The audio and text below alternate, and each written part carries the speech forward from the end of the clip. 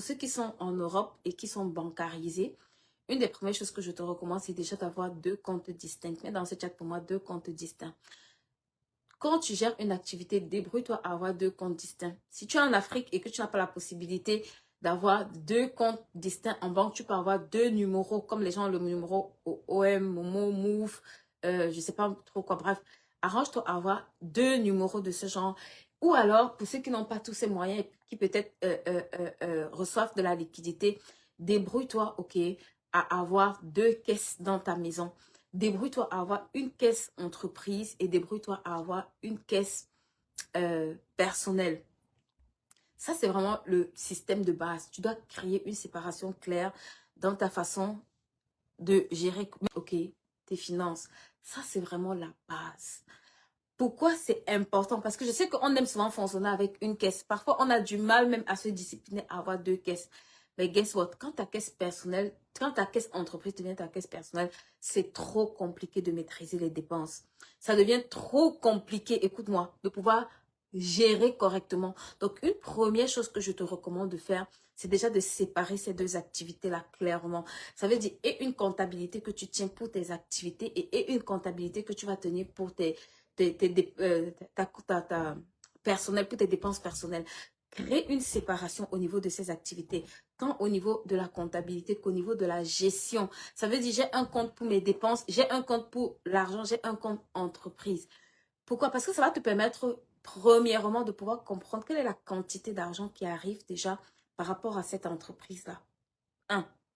De deux, ça va te permettre de décider maintenant quelle est la partie que tu peux allouer chaque mois, chaque année, indépendamment de comment tu peux fonctionner à ce projet-là. Ok. Et tu dois décider, parce que parfois, l'argent ne va pas rentrer à la même cadence sur chaque mois. Ça, c'est la réalité quand tu es jeune entrepreneur.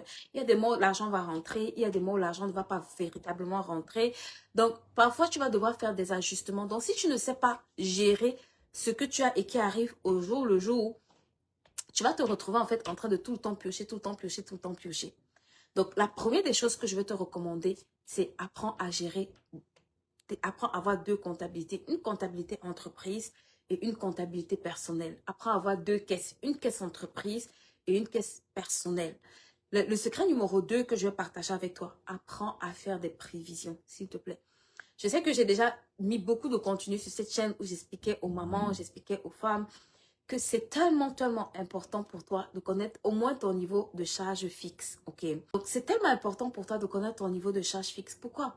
Parce que quand tu as une activité et que tu ne sais pas combien est-ce que tu as besoin pour vivre le mois, ce qui rentre, c'est correct. Ce qui ne rentre pas, c'est correct. Mais tu ne peux pas fonctionner de cette façon-là. Pourquoi? Parce que tu as besoin, ok, chaque mois de couvrir un certain niveau de charge. Ça veut dire que dans des objectifs que tu dois fixer, si tes objectifs ne sont pas cohérents avec le niveau de charge que tu as, si ce n'est pas cohérent avec ce que tu dois pouvoir dégager, en fait, tu ne vas jamais te rendre compte qu'il y a des cases qui doivent bouger dans ton activité. Il y a des choses que tu ne fais pas correctement ou alors sur lesquelles tu dois grandir clairement. Et c'est pour ça que parfois, tu vas grignoter jusqu'à arriver au niveau où l'activité va comme s'arrêter.